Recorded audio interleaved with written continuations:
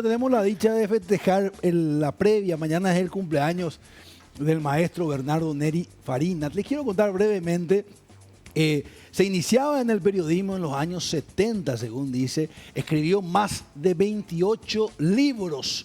Imagínense ustedes con la persona que vamos a hablar. Es presidente hoy de la Academia Paraguaya de la Lengua Española, un sinfín, una trayectoria, fue jefe editorial de varios periódicos.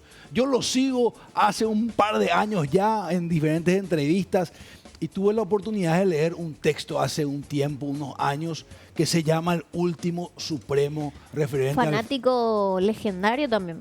¿En serio? Sí. Referente a Alfredo Stroessner, mira, hincha de Guaraní también, mira, completito. Bueno, mis queridos amigos, acompáñenme, vamos a hablar con este gran señor Bernardo Neri Farina.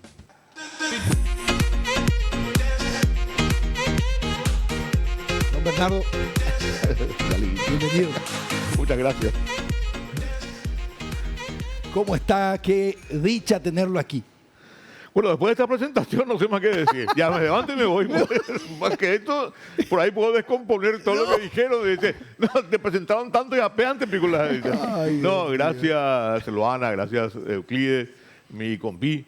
Gracias también por la invitación y a mi correligionaria Aurinera, Fabi, que tanto anduvo detrás para que viniera. Esta hora, pero yo pues soy el hombre del sí fácil. No resisto una invitación, sobre todo una dama. Por más que venga acá encuentre una partida, pero siempre estoy con el sí, el sí de los niños. Gracias, don Bernardo, por estar aquí. Queremos hablar un poquito de varios temas, pero me gustaría empezar por el periodismo. Usted es periodista, profesor, y según estuve investigando arduamente, de aquel periodismo de la redacción, aquel periodismo de la investigación, pre-redes sociales donde todo era distinto. ¿Cuál es su evaluación del periodismo paraguayo en la actualidad? Hay de todo. Es muy difícil generalizar. Claro. Es decir, el periodismo paraguayo es esto así, ¿no? Yo vengo de una etapa de lo que llamaríamos el periodismo de la pretecnología, ¿no? Hoy me pregunto cómo hacíamos periodismo en aquel tiempo, sin la tecnología de hoy, pero hacíamos. Igual el periódico estaba a las 12 de la noche estaba afuera. Bueno, yo vengo del periodismo escrito, que sigue siendo la gran escuela del periodismo, hasta ahora sigue siendo la gran escuela del periodismo. Y vengo de una época en que hacer periodismo no era tan fácil. La época de Stroessner, donde uno estaba siempre al filo de la navaja con lo que decía, con lo que hacía, porque Stroessner no usó la censura, sino usó el castigo. Entonces aquello era peor. En la época de Morínigo había censura, pero en la época de Stroessner no había censura, sino había castigo. Entonces uno tenía que sopesar muy bien lo que iba a decir, lo que iba a hacer, y hasta dónde podía llegar y qué pasos podía dar para no quedarse tan quieto. Encima yo llegué a ser jefe de redacción del diario del yerno de Stroessner, que era una situación, hacer una especie de jamón del sándwich entre la necesidad del público de estar informado y la presión del oficialismo que te obligaba a ciertas cosas. Pero ese yerno de Stroessner, que después dejó de serlo, Humberto Domínguez Dip, era un hombre que tenía una visión bastante amplia de las cosas y nos dejaba hacer ciertas cosas. A nosotros los Picú, que éramos una mitad torrante de 20 y tantos años que llenábamos la redacción de hoy, y además de los monstruos sagrados que estaban en aquel tiempo, como Fernando Casenave, Julio del Puente y compañía. Bueno, era una especie de periodismo artesanal, pero era un periodismo que tenía una cualidad que yo creo que se perdió un poco: el rigor. No había libertad, pero había rigor. El rigor que nos imponíamos nosotros mismos, de tener la responsabilidad absoluta de trabajar para la gente. Porque el periodista trabaja para la gente, no trabaja para su medio, para su editor, para el dueño de su medio, trabaja para la gente. Eso entienden los grandes medios que dejan libertad a sus periodistas para hacer lo que deben hacer. El periodismo, yo viví la transición del periodismo desde la máquina de escribir y del plomo y la máquina de escribir hasta la aparición de la computadora, de Internet y todo ese tipo de cosas. Fuimos viviendo esa etapa que en algún momento dado fue traumático. Por ejemplo, el paso de la máquina de escribir a la computadora fue traumático Sí. para mucha gente que se negaba a aprender, porque el tema era volver a aprender algo nuevo. Después de ser ya periodista destacado, conocido, triunfante, y tenés que volver a aprender una cosa nueva, Claro. mucha gente no aceptó. Y esta gente se quedó fuera del circuito. Porque el tema es, el periodismo siempre estás aprendiendo todos los días. La esencia del periodismo no cambia. Cambia los modos de hacer periodismo en cuanto a la forma de llegar a la gente mediante la tecnología. Las herramientas, podemos decir. Absolutamente. Fíjate que cada vez se venden menos diarios en papel. Pero ese diario en papel se ha transformado en diario digital. Pongamos un número. Ya antes vendía 50.000 ejemplares un domingo. Ese diario de papel llegaba a 50.000 personas, 50.000 casas y, bueno, multiplicado por 2 llegaba a 100.000 personas. Wow. Hoy ese periódico papel llega a muchas menos manos. Pero el periódico digital, Claro. que es la transcripción del papel al digital, llega, en el caso del diario en el que yo trabajo, llega a 3 millones de personas por día. Entonces, eso te da la dimensión, la proyección que tiene el periodismo hoy. Claro. Vos escribís una columna y en los años 70, 80 la columna te la leía la gente que compraba el diario. Hoy escribí una columna y te puede leer gente de Nueva Zelanda, Londres, de Botswana, de donde sea. Porque por tu columna entró ya Claro. en la dimensión desconocida de la nube. Entonces, hay necesidad de tener mucho más rigor, mucho más profesionalismo, mucha mejor formación. El periodista debe tener 3 aspectos fundamentales en su formación: la formación profesional, la formación intelectual y la formación ética. En ese aspecto hay algunas cosas en las que hemos retrocedido. ¿Es posible tener ética hoy?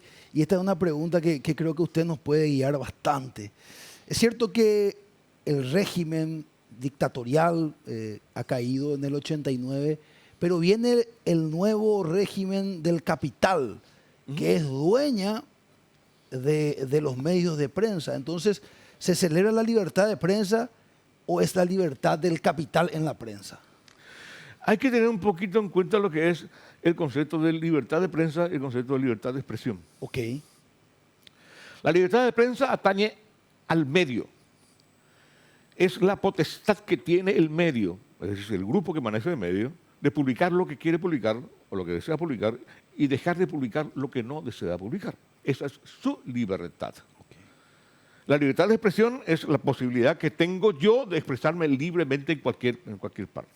Pero ese medio puede restringir mi voz en su periódico, en su canal. ¿Por qué? Porque no represento la línea que ellos quieren seguir. Esa es su potestad, esa es libertad de prensa. Claro. El tema nomás es que en épocas dictatoriales, por ejemplo, la libertad de prensa está ceñida a la potestad que tiene el poder dictatorial de decirte: tu periódico no va más o tu periódico está clausurado porque su línea no nos gusta a nosotros. El problema es que la línea, Augusto, no es potestad del dueño del Claro. periódico, no del poder político. El poder político no tiene por qué inmiscuirse en la potestad que tiene ese medio de publicar lo que quiere publicar. Ese es el problema de la libertad de prensa. Hoy tenemos una libertad de prensa. ¿Por qué? Porque los medios pueden publicar lo que quieran, hasta donde quieran. El tema es que ese medio se va a ver después con el público. Un periódico o un medio de comunicación no es poderoso porque su dueño sea poderoso.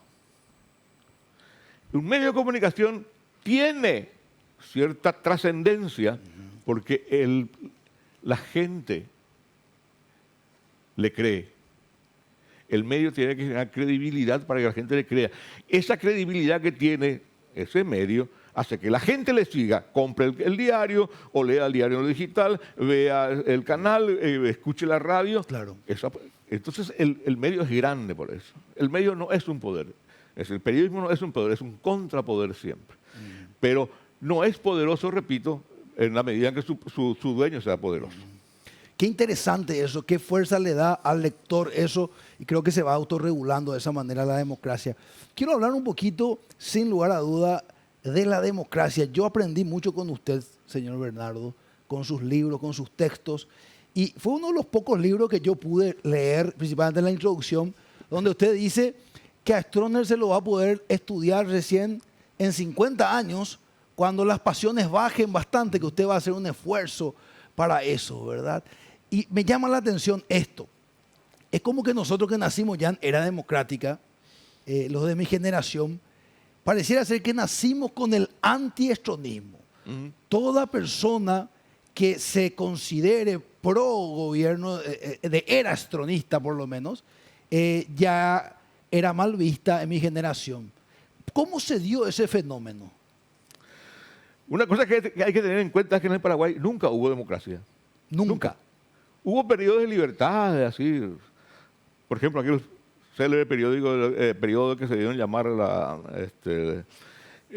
Primavera Democrática en el 46, que se malaprovechó y terminó en la más terrible guerra civil, la guerra civil del 47, por culpa de dirigentes, no del pueblo. Y nunca hubo democracia antes. En el 89 comenzamos a transitar hacia la democracia y hubo ejercicios muy buenos, como por ejemplo la Constitución de 1992, que fue una constitución hecha en un espacio coyuntural específico. Y creo que es una constitución muy completa. Se le puede cuestionar algunas cosas hoy día, a la distancia, pero fue parte de un ejercicio democrático como nunca había habido en nuestro país. Y como creo que fue uno de los últimos ejercicios democráticos cabales que hubo. ¿Por qué? Porque para aquella constituyente que redactó la Constitución del 92, los partidos políticos pusieron a su mejor gente. Sí. Era una delicia escuchar los debates que la constituyente, porque eran gente de un alto nivel. Y después ya los partidos políticos comenzaron a degradarse cuando dejaron de lado a la mejor gente para poner a los compinches que iban a posibilitar manotear el Estado, llegar al poder para manotear el Estado. Y el tema de Stroessner. Stroessner era un producto no de una coyuntura, sino de una estructura hasta mental que teníamos los paraguayos. Los paraguayos siempre fuimos un pueblo sometido. Fíjate que nuestra independencia nace con una dictadura, Claro. que es muy dura, y que sigue con la dictadura hasta la guerra. Y después de la guerra de la Triple Alianza viene la época de caos, porque nosotros siempre vamos al extremo, de la dictadura al caos, a la anarquía. Cuando nos estamos sometidos, armamos un bochinche. Recuerdo muy bien uno de los libros uno de los primeros, quizás el primer gran libro sobre el estronismo, lo escribió Paul H. Lewis, un catedrático norteamericano, el Paraguay de Stroessner. Se publicó en México. Y termina diciendo ese libro, el paraguayo ama tanto las tiranías que no sería raro que Alfredo Stroessner, por más que su gobierno haya sido corrupto y cruel, termine en el panteón de los héroes. Alguna vez hablé con Paul H. Lewis y él me decía, bueno, el panteón de los héroes está lleno de tiranos. Decía, bueno, voy a tener el personaje. Pero fíjate nomás que comienza a haber una reivindicación de Stroessner. Hoy. Sí, hay una reivindicación de ciertos sectores. Ya se puede hablar por lo menos del tema. Antes no se podía ni hablar. Claro, bueno, después, inmediatamente en los años 90, bueno, el estronismo estaba quizás un poco marginado como pensamiento de fondo, pero el estronismo estaba ahí. Es decir, no el estronismo, la gente que sirvió con Stroessner, porque el Stroessner no creó, como creó Perón, un movimiento, una ideología, lo que sea, no. Stroessner fue una especie de jefe de una gavilla que se aprovechó de la coyuntura. Pero el problema es que se dio, nuestra falta de cultura democrática, aparece en el 89 con unas libertades que podían habernos encaminado a una democracia bien establecida. Pasa que, el sistema político también se fue degradando. Los partidos políticos se fueron degradando y la política se fue degradando. El Estado no respondía a las expectativas de la gente y la gente comenzó a decir, japeante pico la democracia. Con los problemas económicos, sociales, a la aparición de la inseguridad, todo ese tipo de cosas.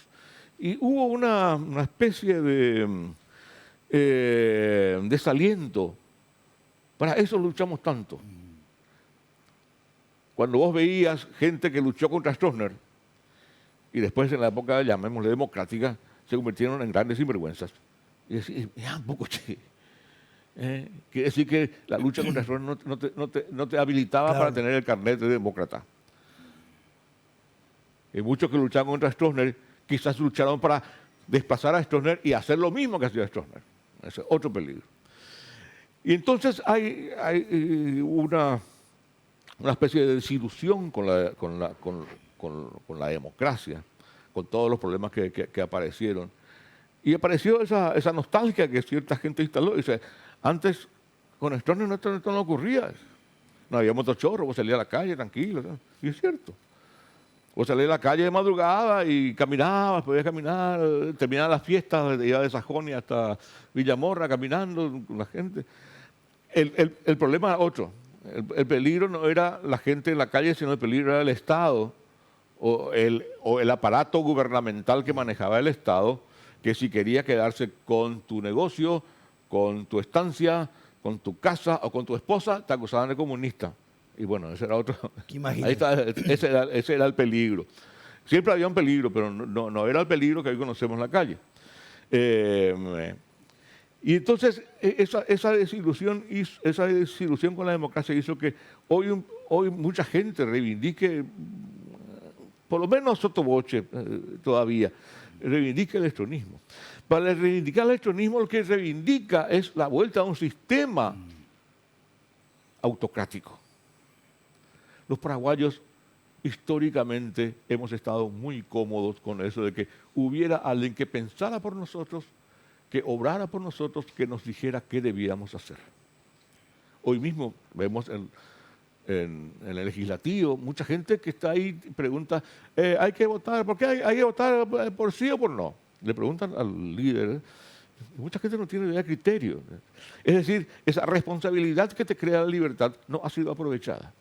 Y encima, una degradación en nuestro sistema educativo, que ha determinado una también degradación en la cultura general.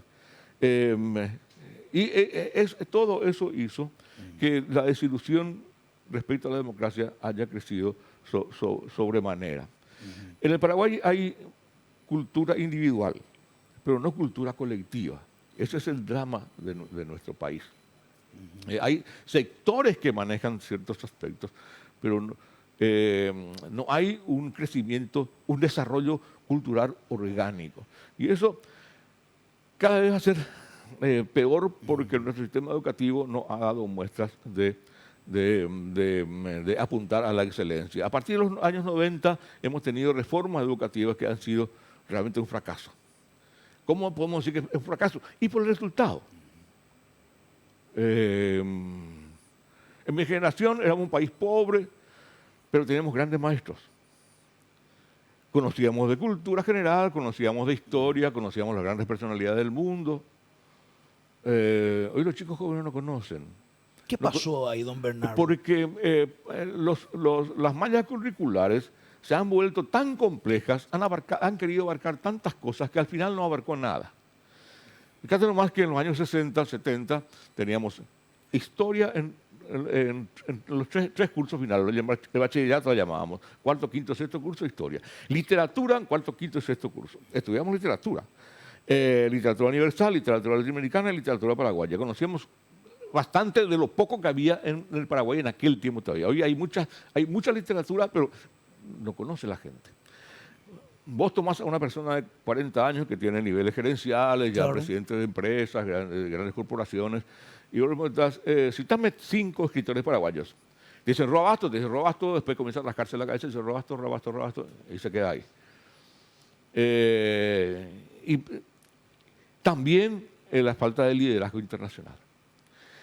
Hoy, por ejemplo, no tenemos líderes, no tenemos modelos No sabe, por ejemplo, un Mario Halley Mora, un Carmen Sí, Soler. no, eso en términos literarios. Sí, ¿vale? Pero eso usted cree que tiene que ver con la parte educativa, de ahí nace. Mucho con la parte educativa. Porque, por ejemplo, en las escuelas tenemos antes lectura oral. Y en la lectura oral aprendíamos varias cosas. Primero, a manejar la voz. Claro. Segundo, a modular la voz. Tercero, al leer en voz alta parecía que las palabras se insertaban mejor en tu, como dicen los guaraníes, en tu cerebro, Sí, sí. en tu entendimiento. Todos escuchaban y todos se compenetraban con lo que estabas diciendo. Había una especie de crecimiento colectivo. Hoy no se da lectura oral y a los chicos les cuesta leer.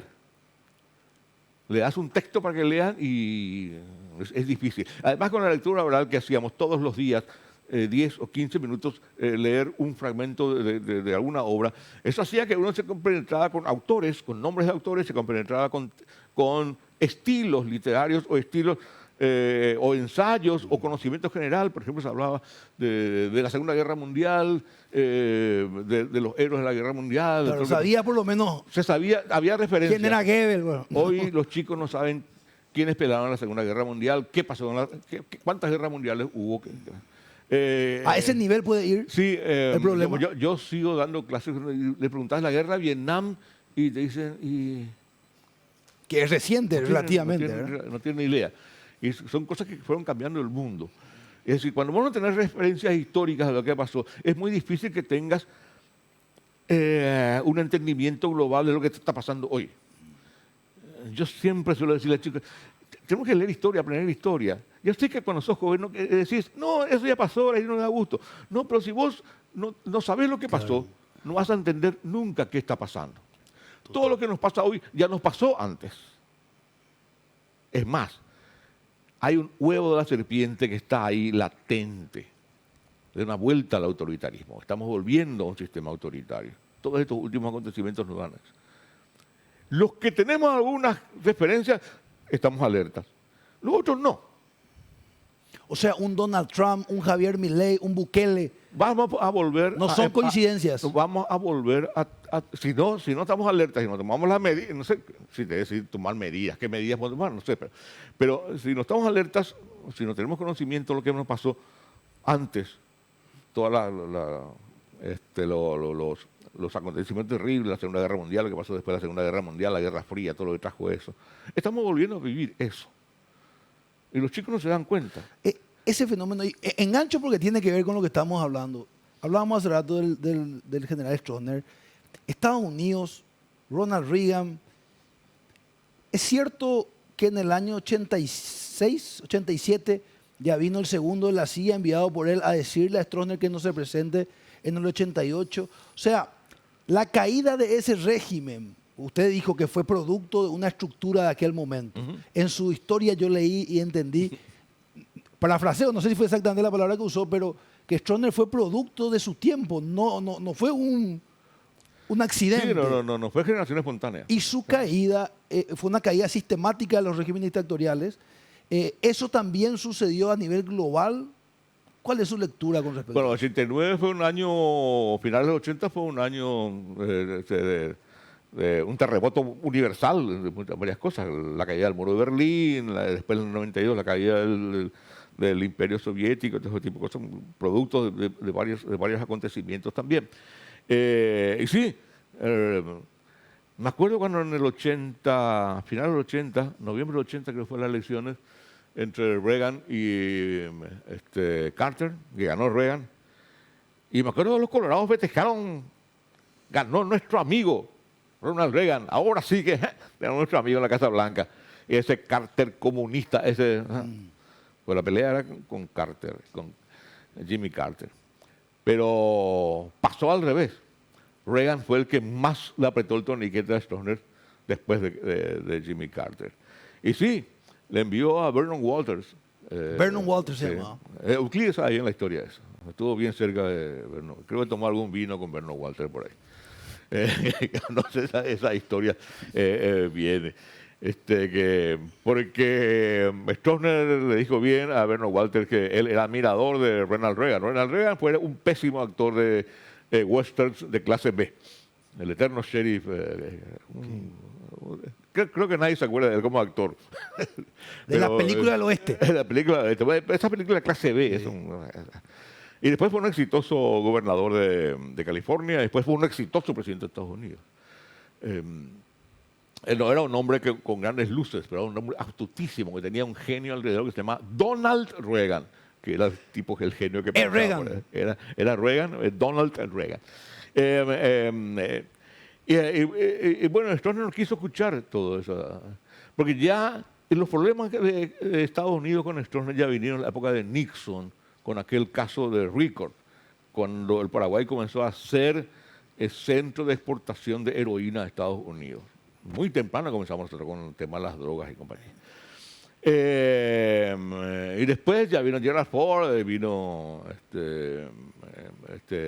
Carter y bueno, la relación se descompuso porque Carter impuso su política de derechos humanos, que había comenzado con un pacto en Helsinki para tratar de detener las violaciones a los derechos humanos que promovían los países del este, de la caparazón soviética. Pero después Jimmy Carter trajo su política de derechos humanos a América Latina y bueno, la primera víctima fue Somoza. Y después fue la pelea con Stroessner por el tema de los derechos humanos. Y eso fue el comienzo del fin de Stroessner. Yo fui invitado por el Departamento de Estado en 1988, justo en la víspera de eso. Y ahí alguna gente me contaba de todos los planes que había. Pero en la caída de Stroessner tuvo mucho que ver también el cambio de la geopolítica regional, sobre todo con Argentina y Brasil, que volvieron sobre todo con Alfonsín, que volvieron a la democracia. Claro. Y sobre todo Alfonsín, que fue el que proveyó los obuses para los tanques de la caballería, Total. que vinieron como implementos A ese agrícolas. nivel. Sí. A ese nivel de incidencia. Y después está en la historia de los carros, ya en la coyuntura local. Maestro, quiero ir un poco al presente, si me permite. Quiero saber su lectura de la actualidad política paraguaya. No solamente los actores principales, que es lo que uno más tiende a decir, sino desde la sociedad. ¿Cómo usted lee este momento de la política paraguaya, de los actores, de los jóvenes, de la inmiscuencia en política? Por una parte uno ve degradación de partidos, por otra parte ve cada vez más afiliación a los partidos tradicionales. ¿Cómo lee este momento? Yo creo que la política ha muerto en el Paraguay. Ha muerto. Claro, no existe la política. El poder se maneja de otros niveles, no de los partidos políticos ni la política tradicional, no existe. Hay intereses económicos, grupos económicos muy fuertes. Todo se maneja a través de los negocios, todos son negocios. Y se están matando los partidos políticos. Los grupos de intereses económicos están matando a los partidos políticos. Porque los partidos políticos nacerían o deberían nacer los pensadores, los que pensaran en el Estado, los que pensaran en el país. En la patria. El concepto de Estado ha muerto también. Hoy, bueno, en el Paraguay siempre se confundió Estado con gobierno, son dos cosas diferentes. Pero hoy el aparato gubernamental, que está copado por el aparato de negocios, ha matado el aparato estatal en sí. El Estado ya no responde hoy a la necesidad de la gente, responde a la necesidad de los negocios, de los poderes que rigen hoy el país. Es muy dura. Se está esa verdad. volviendo quizás al partido único. El Partido Colorado está alquilado. Y ahora van a tomar el Partido Liberal Radical Auténtico. El mismo grupo que tiene el Partido Colorado va a tomar el Partido Radical Auténtico. Y entonces vamos camino a un unicato partidario. Es decir, no van a existir los partidos políticos, no van a existir ya esos entes que son deberían ser las escuelas cívicas. El sumum del pensamiento político. Política es servicio. Ese concepto murió. La búsqueda del bien común. La gente que entra a la política entra para ganar dinero, para ganar plata. Así de radical. Así nomás. Eso ya lo dijo Eusebio Ayala en su libro Migraciones, escrito en 1915 en Bruselas. no es nada nuevo. Gobiernos liberales. Es para ganar plata y ese tipo de cosas, o para hacer negocios. Hoy todos los políticos están metidos en negocios. Todos los que se dan en llamar políticos están metidos en negocios. Y entonces no hay un pensamiento ya de que cómo vamos a servir a la gente. El caso patético, el transporte público. ¿Por qué no se puede solucionar el transporte público? Porque es negocio de cierto sector. Entonces es muy complicado el tema. No se piensa en solucionar el transporte público como servicio a la ciudadanía. Lo primero que se dice es ¿cómo vamos a hacer para que las empresas no pierdan plata? Eso nomás es el problema. Total. Que las empresas ganen plata, no que preste un servicio a la ciudadanía. ¿Y cuál es la esperanza en una situación, en una coyuntura como esta? La clase media que cada vez se está fortaleciendo más en el Paraguay, vemos una reducción de la pobreza del casi 60, hace 30 años, por ciento, al 20. Usted avisora, usted que es profesor docente, una clase media que puede exigir otras cosas. Hay un tema con la clase media paraguaya. Hay una disminución de la pobreza, exactamente, sí. Pero hay esa disminución de la pobreza es la disminución de la pobreza monetaria. Pero hoy la pobreza, el mismo INE mide sí. La pobreza multidimensional. Vos podés ganar lo suficiente para tener una buena vida, relativamente. Pongamos que una persona que gana 5, 8 millones de guaraníes, que claro. Se maneja 10 millones de guaraníes, que se maneja bien. Pero la pobreza multidimensional abarca el problema de salud, sobre todo, vivienda, medio ambiente, educación. Vos con 10 millones de guaraníes, a lo mejor te puedes hacer una casita y te puedes vivir relativamente bien. Pero ¿qué pasa? Te enfermas y fuiste. La delgada línea roja entre la clase media y la miseria es una enfermedad. Nosotros no tenemos sistema de salud pública. ¿Cuánta gente está en IPS? Y muy poca gente. Y hoy IPS está prácticamente en quiebra. Entonces, no es una clase media solidificada, sólida, que tiene una red que la sustenta, económica, social, servicios y todo ese tipo de cosas. Pero hay, sí, bolsones o grupos pequeños de gente que piensa y gente que se da cuenta de la situación actual y gente que mira nuestro país de aquí a 5 o 10 años. Porque el tema no es solamente solucionar la coyuntura ahora, sino qué va a pasar después, cómo manejamos el país. Y entonces esa gente que piensa y que quizás sea un núcleo a partir del cual se vaya diseminando el pensamiento respecto a que debemos hacer que la política sea realmente un concepto de servicio a la ciudadanía. Tenemos que comenzar por ahí. Y recomponer los partidos. Claro. Ahora los chicos se preguntan, profe, ¿puedo entrar en un partido político? Entren. Participen. Va a ser difícil, no va a ser fácil, porque se entra en una estructura muy dura, que tiene ya sus vicios bien lacerados. Pero hay que estar. Uno no puede. Lo peor que se puede hacer es decir, bueno, ya vamos, esto ya no tiene solución, dejamos todo esto y que hagan lo que quieran. Porque le damos pie a que hagan lo que quieran realmente de nosotros y hagan lo que quieran del país. No podemos dejar de participar. Era un modo u otro. Los periodistas, los escritores, los historiadores, los comerciantes, los empresarios. Los comunicadores. Los empresarios deben comenzar a darse cuenta de que una situación como esta, en que se ha perdido la noción de política para que los poderosos manejen todos los negocios, va a ir en contra de ellos tarde o temprano. Tarde o temprano. Porque el empresario necesita tener un país sólido en todos los aspectos, sobre todo económico y social. Total. Quiero machear, llegando al final, para ver una conclusión, porque al escucharlo describir con tanta sabiduría, sapiencia, vivencia, se me viene esta pregunta. ¿Cuál es la diferencia que usted encuentra con esta política actual, totalmente ligada al capital y al poder económico, versus aquellas políticas donde el poder político era el que manejaba todo, pero aparentemente el lado empresarial iba por otro lado, por otro derrotero? Pro y contra, ¿qué ventajas tenemos hoy ¿O las cosas están más complejas aún que antes? No, quizás sea más compleja porque el mundo es más complejo. Antes era quizás más sencillo, era un país pequeño, con una economía pequeña, con una pobreza más o menos manejada, con unos servicios deficientes pero aguantables. Hoy el mundo es más complejo.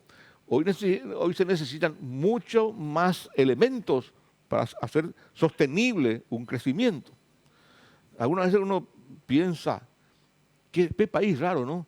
Uno sale de la zona corporativa, baja de un edificio de la zona corporativa, Santa Teresa, y entra en un charco de agua negra.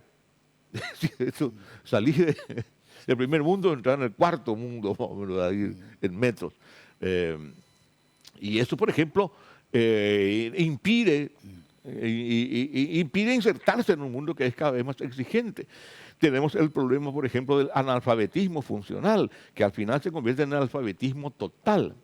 Nosotros tenemos un problema ahora de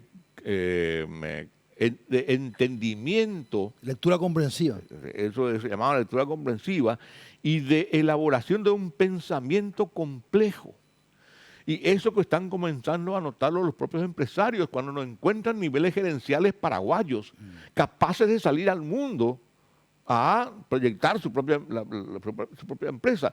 Gente que no sabe elaborar un informe, o gente que no sabe expresarse oralmente en una conferencia cuando deben presentar. Entonces, hay ese tipo de problemas. Hoy, por ejemplo, este tema de escribir y hablar es una cuestión de supervivencia hasta laboral. Claro. Hay muchos muy buenos técnicos que no consiguen trabajo porque tienen problemas, déficits en comunicación. Eso es otro grave problema. Tenemos problemas en matemática y en comunicación. De vez en cuando surgen gente así, bueno, que parece distinta, pero es gente, son sectores aislados y necesitamos una inteligencia colectiva que maneje este país. Y necesitamos volver a tener visión de país. ¿Qué país estamos queriendo hacer? Tenemos el problema de la energía eléctrica. Dentro de 5 años vamos a tener problemas de generación. ¿Quién está pensando en eso? Y no sé. O se está pensando quizás, hay gente que está pensando, pero a escala estatal, como el Estado está tan empobrecido, no. Pero ahí, ¿no le parece a usted que justamente viene ese humanismo, esa literatura, a traerme a mí como ciudadano, que me importe, mira Pichá, mi amigo, mi conciudadano? Porque si yo tengo una visión egoísta de solo la búsqueda del capital, y yo no estoy en contra, No, claro. Pero si a mí, la política tiene que tener la búsqueda del bien común. Es decir, que si mi única hambre, ¿y cómo se puede generar ese cambio en las generaciones venideras o en las presentes? Fíjate que ahí hubo un tema que es apasionante, porque cuando se pensó en el crecimiento del país, se pensó justamente en un sistema educativo que promoviera la capacidad de la gente para manejar tecnologías, capacitación técnica. Es decir, humanidad, no, dejemos la humanidad, que es la filosofía, la lógica, la historia, no, eso, literatura, historia, no, dejemos de lado, porque eso no es necesario. Acá necesitamos gente que obre, que maneje. Casi denigrando lo otro. Hoy estamos pagando la consecuencia de que no tenemos historia, no tenemos filosofía, no tenemos pensamiento. Hemos dejado de estudiar lógica. La gente no sabe deducir cosas. Entonces, ¿qué pasa? Hay problemas de la comunicación. Cuando yo no puedo entablar una comunicación asertiva con los demás, terminan los insultos. Y comienza la violencia verbal, que termina después la violencia de otro modo. Entonces, toda una concatenación también de ese hecho, una disyuntiva que se dio entre las humanidades y la tecnología. No había por qué elegir entre uno y otro. Son ambas cosas. No se puede. Entonces hemos perdido humanidad, hemos perdido capacidad de comunicación, hemos perdido capacidad de razonamiento, hemos perdido capacidad lógica de deducir cosas y de saber convivir armónicamente con nuestro entorno. Y nos hemos dedicado solamente a pensar en disciplinas o materias que nos den plata. No, ¿qué vas a hacer? Filosofía. ¿Qué vas a estudiar filosofía? ¿De qué vas a vivir? ¿Vas a estudiar historia? Sí, hasta periodismo. A mí mis chicos me dicen, profe, bueno, le dije a mi mamá, a mi papá que ya estudiaba periodismo y por poco no me se dejaron. Qué bárbaro. Quiero invitar a la conversación a la querida Luana Careaga. Bueno, tengo tantas preguntas realmente, pero voy a limitarme a realizar solamente 2 preguntas. Voy a decirte profe porque ya me acostumbré a decirte profe, ¿no? Quiero preguntarte porque hoy, y lo venimos charlando, debatiendo aquí en Buenos Días América, de que hoy parece que vivimos en un mundo paralelo en los medios, digo yo, porque como televidente vemos en un medio todo mal, no hay nada positivo, en otro medio tal vez algo más positivo, crecimiento de Paraguay, economía. Son 2 distintos mundos paralelos, parece que actualmente se viven aquí en Paraguay. ¿Qué tanto puede llegar a influir en la sociedad que estos medios de comunicación se muestren demasiado a favor o en contra del gobierno actual? ¿Qué tan contraproducente puede llegar a ser para la sociedad? Y otra pregunta, ¿cómo hoy incentivamos a esta nueva generación al hábito de la lectura? Porque la lectura te abre un mundo, incluso el pensamiento crítico. Vos mismo, profe, estabas mencionando todo lo que tiene que ver que hoy ni siquiera tenemos lógica, cuesta muchísimo encontrar, en este caso, gerenciamientos con talento paraguayo, buscan en el extranjero y demás. ¿Cómo podemos hacer para incentivar el hábito de la lectura a esta nueva generación? Esas son mis 2 preguntas. Bueno, hay 2 aspectos en el tema. En todos los países del mundo pasa esto, que hay un periodismo que apoya, hay otro periodismo que está en contra de ciertas posiciones. Y hay un periodismo más reflexivo, que bueno, tiene una visión mucho más amplia, panóptica de todas las cosas. La sociedad va aprendiendo poco a poco a discernir entre lo que dicen los medios. Cuando estudiamos teorías de la comunicación, lo que hacemos es estudiar la relación de los medios con la ciudadanía, cómo los medios influyen en la ciudadanía y cómo reacciona la ciudadanía ante la influencia de los medios. Y vemos que a medida que pasa el tiempo, la ciudadanía ya no recibe tan pasivamente lo que dicen los medios. Ya tiene una visión crítica ante los medios, que es muy importante. Y es ahí el problema también para tener visión crítica es que la ciudadanía necesita una educación que le posibilite razonar en profundidad para saber discernir qué es como decimos, es básicamente bíblicamente el trío de la paja. Y entonces para saber qué actitud tomar ante un medio, cómo analizar la actitud de un medio, cómo analizar, porque en un mismo medio hay también varios criterios. Claro. Cuando el medio serio permite que sus periodistas tengan libertad, y hay criterios diferentes, inclusive hay ciertos medios donde los periodistas están en contra de la línea editorial de su diario. ¿Y se permite eso? Y claro, sin problema, porque inclusive la Constitución te ampara. Cuando vos sos columnista, la Constitución te ampara. Entonces, la sociedad ya comienza a saber discernir. Un elemento fundamental para esto son las redes sociales. Las redes sociales, uno ve que muchas veces la gente toma posiciones radicales también, pero hay también bolsones de pensamiento lógico, de razonamiento ante los estímulos que reciben desde los medios de comunicación. Entonces, yo creo que la sociedad ya sabe eso, sabe qué medios puede leer para ciertos tipos de acontecimientos, a qué periodistas recurrir cuando hay ciertos tipos de acontecimientos. Los periodistas tienen una visión amplia, no sistemáticamente a favor o en contra. Eso tampoco vale. El periodista no puede estar a favor o en contra de nada en forma sistémica. Debe analizar todos los hechos, todo el conjunto de hechos.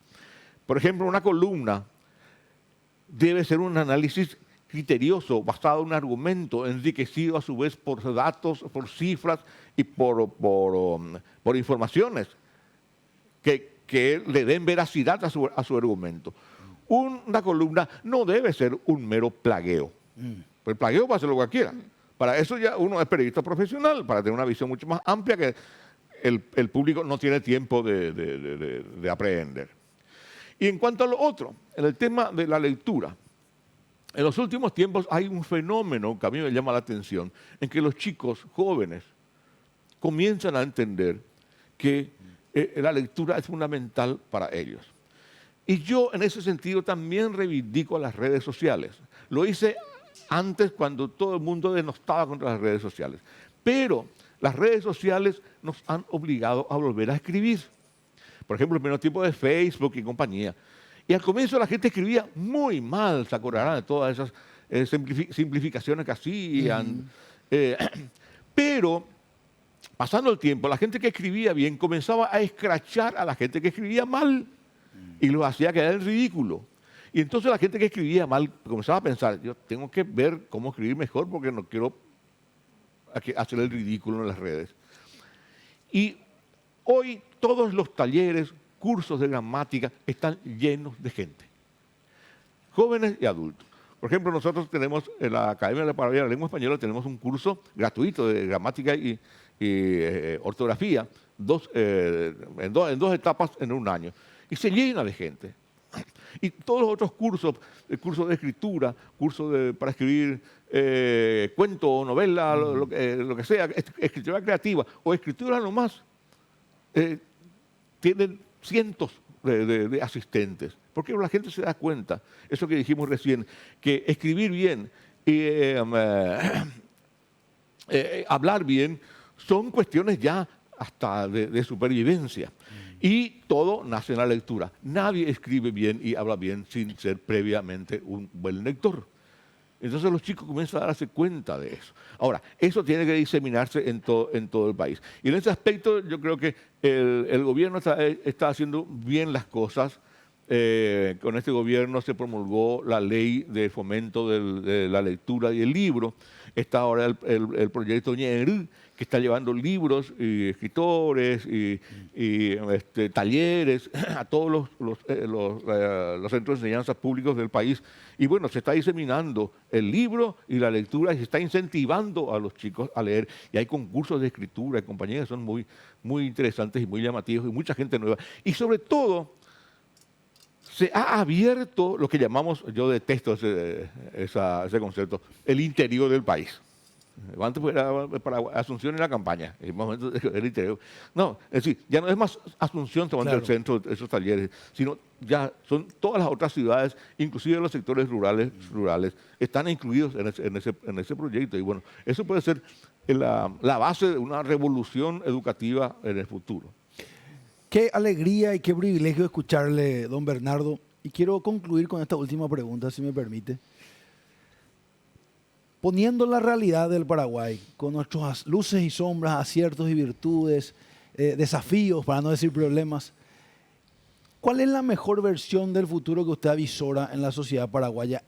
Agarrando este término de las humanidades, ¿qué se puede hacer con la situación actual, con lo que tenemos? ¿Qué futuro ve y diga, mira Salim, yo creo que esto es lo que puede suceder y va a pasar esto? Uno, necesitamos imperiosamente la reconstitución de los partidos políticos, que vuelvan a ser escuelas de civismo y no solamente centros para conseguir acceso al sector público, a los correligionarios. Entonces, con esa reconstitución de los partidos políticos se va a tener otra vez la reconstitución del concepto de Estado. El Estado es fundamental para la vida ciudadana, porque el Estado, la función del Estado es tratar de que haya una equidad en el trato con la ciudadanía, que no haya tantas desigualdades como hay ahora. Suelo ir a comprar algunas cositas a un supermercado de alto nivel en mi barrio, y uno ve el estacionamiento y dice, híjole, acá está el primer mundo. Pero sale un poquito más allá y encuentra este tercer mundo. Entonces, esas desigualdades se sienten mucho. El Estado tiene que hacer que esas desigualdades se achiquen. Nunca van a ser todas iguales, eso es imposible. Pobreza va a haber siempre. Pero que no existan las necesidades extremas en la sociedad. Y yo creo que hay hay gente que piensa, hay organizaciones, te cito uno, DENDE, por ejemplo, Democracia de Desarrollo, y otras organizaciones, las organizaciones de empresarios cristianos y otros grupos, que están en ese pensamiento para ver qué camino tomar y volver a tener ese sentido humanista, la solidaridad. El capitalismo debe ser solidario también, o si no se acaba en un enfoque meramente mercantilista que hace que se excluya a ciertos sectores de la ciudadanía. Y nosotros tenemos que ser inclusivos en todos los aspectos. Por ahí tenemos que ir, creo. Revitalizar el sentido de humanismo. Don Bernardo, un honor, gracias. No, muchas gracias a ustedes. Y bueno, cuando gusten. Le vamos a volver a invitar, por favor. Va a ser un honor para nosotros. ¿Cómo no? Gracias. Un honor, realmente estuvo con nosotros el maestro, periodista, escritor Bernardo Neri Farina.